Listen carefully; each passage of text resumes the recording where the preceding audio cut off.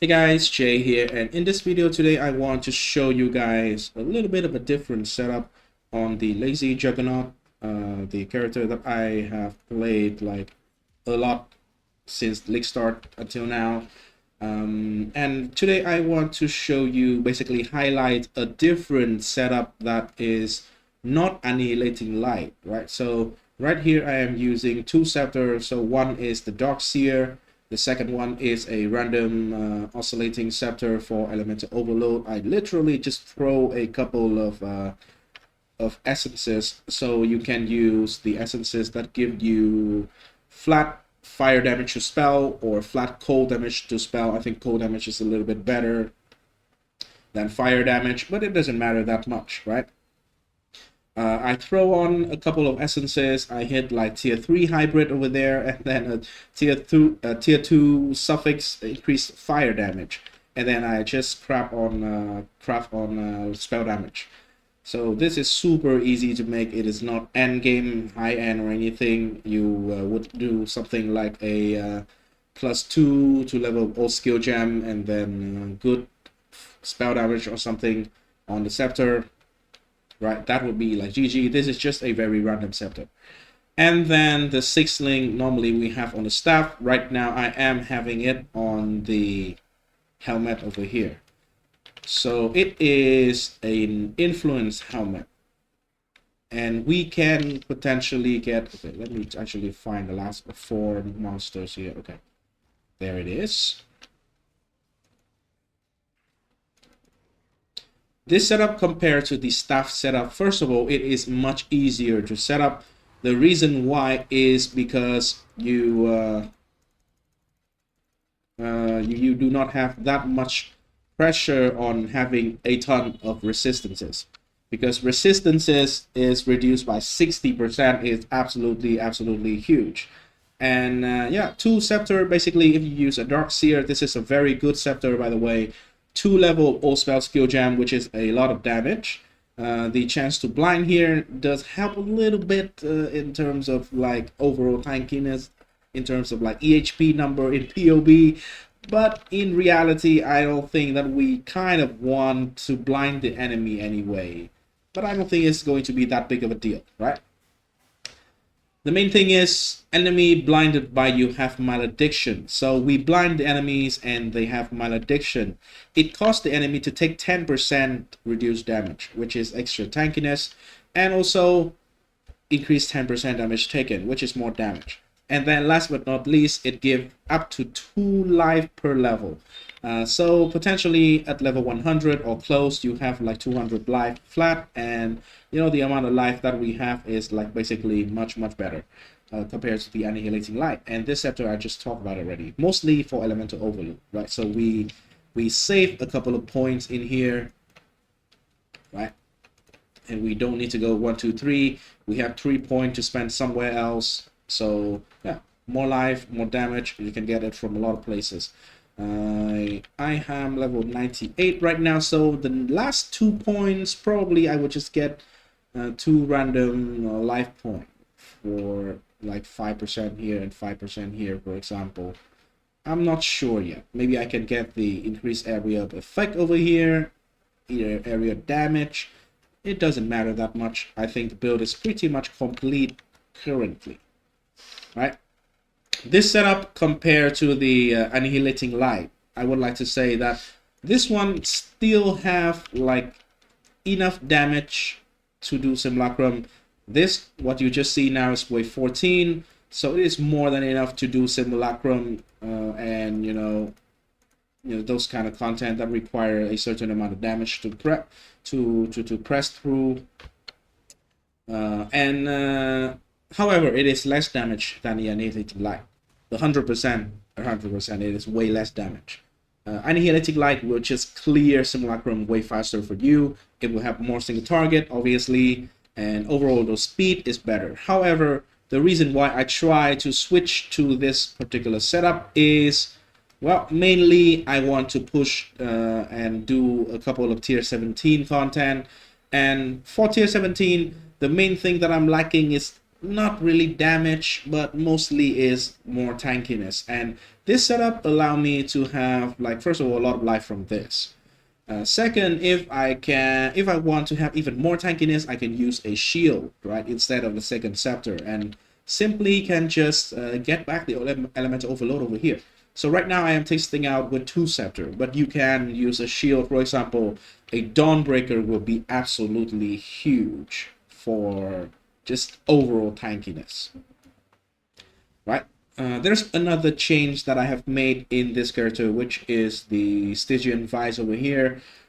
Previously, I have a leather belt that has a lot of resistances.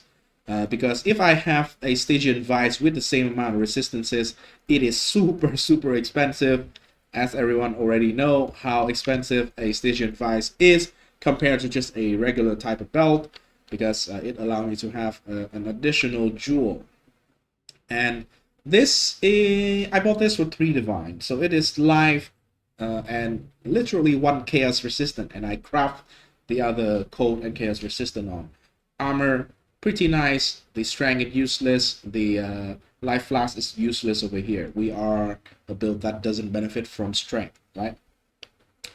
But it allowed me to have a jewel. I bought this one for 1 divine. It gives me, most importantly, corrupted blood cannot be inflicted. So you can buy like a 10 chaos one with corrupted blood cannot be inflicted, and it will allow me to use, instead of the corrupted blood cannot be inflicted, I can use potentially elemental resistance cannot be lowered by curse. This is just like a lazy option, because actually I have a lot of reduced effect of curses, like 150% something, so maybe I should not be afraid of that. Maybe cannot be impaled, or let's just leave it here, cannot be impaled, right? So basically you don't need the corrupted blood cannot be inflicted on you from the protection mastery over here. So you either have 1 point to spend somewhere or just get another mastery in here. For example, also, by the way, damage element cannot be inflicted on you while you already have 1. Or non-damaging element cannot be inflicted on you when you already have 1. So in a couple of maps where, a couple of maps, for example, if you are already chilled, which is a non-damaging element, then you can no longer be frozen. For example, those kind of interaction can happen. Or if you are ignited, so you can no longer be shocked. If you're already chilled, you can no longer be sapped, be scorched. Those kind of things. This mastery, it's actually a pretty okay option to choose. And damaging element cannot be inflicted on you where you already have 1 means, especially in the case of poison. So if you are already poisoned, you can only take 1 single stack of poison, and that is basically nothing. So this mastery can be pretty good. I am going to test out impale here. The reason why, or hindered, impale, yeah, it depends. But let's just try impale, because impale is actually a mod in Simulacrum that sometimes in the previous setup I do see myself get 1 shot in the impale, in the wave that is impaled. So maybe that is a little bit more dangerous and it's worth taking. I don't know, I'll try it out, right? Worst case scenario, none of these mastery actually works well, then we can just simply remove it and maybe get 1% cold rest, 1% lightning rest. They are actually pretty good, because right now with all the flask up, I have like 88 only, not 90 like fire, right? So yeah, that is the changes that I want to mention. Is there anything else here? Oh, this helmet. It is actually super easy to craft as well. Just get an armor-based helmet that is Shaper influence. I believe this one is Shaper, right? Yeah, Shaper influence. And throw the essences that give you 30% more elemental damage. You can potentially hit like way better than this one. I'm okay with this one. I mean, crafted life right now is dog shit. 70 life is like half of the tier 1 mod that you can have. This is a very beginner friendly. Literally the base is nothing. The base is very cheap. You can even farm it yourself on Shaper influence map very easily. And you throw a couple of essences. I'm not sure if I have the essences here. Okay. I forgot the name of the essence. Let me actually search for it quickly. POE essences. Flashbang warning, and you have been caught. So it is one of the one here. Yeah, this one. Essence of Horror. So you just use a couple of this one. And let me see how much is a Essence of Horror right now if you buy it from the auction house. Horror.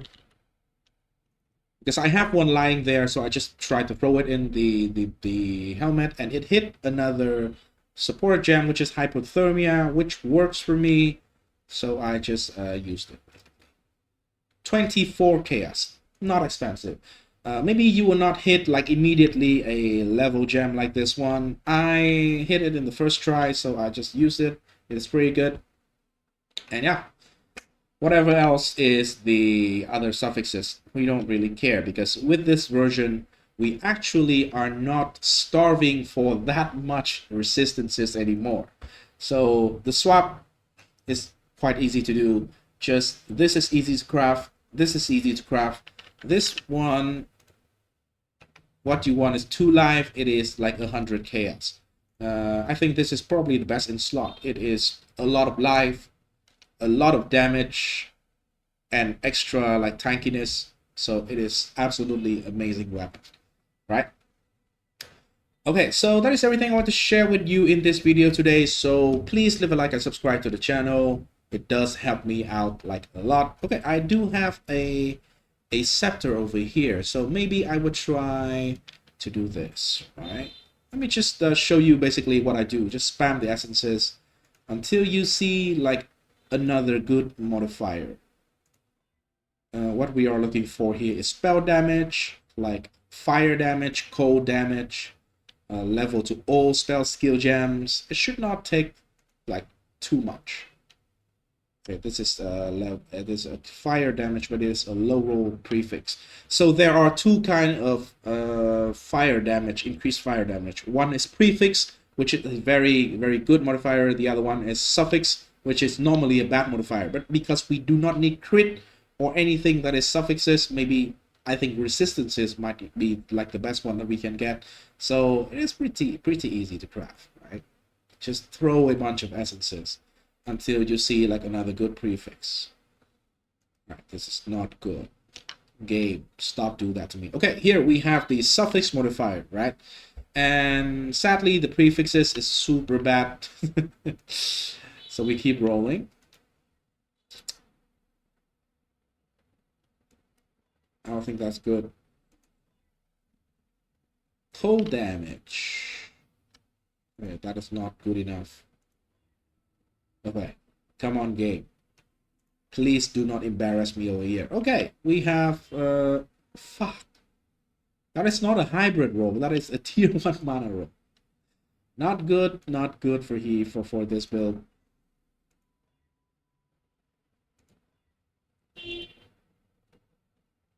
Come on. Come on. Increased fire damage. I think this is the bad one. Yep, it is the bad one and a good one roll together.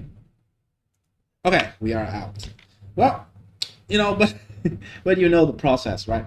You can use either Essence of Anguish for fire. I think the better one is going to be Suffering, Essence of Suffering. Let me actually try a little bit. Maybe we got something good in just 3 essences. Who knows? There you go. This is pretty good. This is pretty good. The tier 2 cold damage. Literally, you can just go ahead and craft something in here, and it is going to be good. I don't think you can craft spell damage because the increased cold damage here is considered the same type as spell damage, so that is not good. Maybe craft like resistances or cold damage or fire damage in here, and you have a pretty decent scepter, right? Let me see. If you look at the tooltip here, 27k, compare, still 27k. Like exactly the same. It is a very simple, very simple scepter to craft, right? So yeah, that is everything I want to share with you in this video today. So again, please leave a like and subscribe to the channel. And you know, to follow this build in future upgrade maybe. But it is in a pretty good state. I mean, obviously we can go to a route of like Mage Blood and shit if we have enough money. And if I really want to have Mage Blood right now, I think I liquidate everything that I have, every random shit that I bought just for testing. Maybe I will have enough for Mage Blood already. Because at some point my stash tab is like close to 500 divines according to Wealthy Exile. But that's not fun, right? That is not, you know, science enough. So yeah, stay tuned. About the, by the way, about the Doriani prototype AFK character, it is good. It is very freaking good. Except for one drawback, and I cannot believe that I will say something about this drawback again this league. It is the freaking performance. It just disconnect me from the game if I run Delirium or, you know, Simulacrum. It just disconnect the character. It seems like my PC cannot handle the lightning spell. For some reason, the Frostbolt shenanigan here looks super crazy, but the PC runs fine. But when I switch to Bow Lightning, Arc, the Crackling Lance, those kind of things, every lightning spell, it just simply disconnect me from the game. And I don't understand why exactly. This is the same exact setup. I don't know, man. I don't know. Maybe the lighting, you know, flashing all over the places is way too much, so it does, you know, affect the performance. So if you can, if you have a better PC, if you have no problem, the Doriani version is absolutely amazing, by the way.